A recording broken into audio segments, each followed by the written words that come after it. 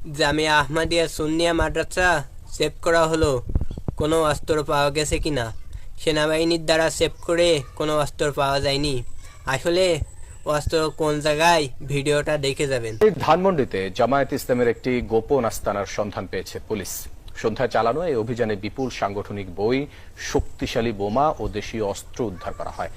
CTTC প্রধান মোহাম্মদ আসাদুজ্জামান জানান, সাম্প্রতিক সময়ে কোটা বিরোধী আন্দোলনে জামায়াত যে সহিংসতা ঘটিয়েছে তার পরিকল্পনা এই আস্তানা থেকেই হয়ে থাকতে পারে। গ্রেফতারকৃত 3 জামায়াত নেতার দেয়া তথ্যের ভিত্তিতে এই অভিযান চালানো হয়। তবে অভিযানের সময় এই অফিস থেকে কাউকে গ্রেফতার করতে পারেনি সিটিটিসি। পুলিশের ধারণা, গোপন দরজা দিয়ে তারা সটকে পড়ে।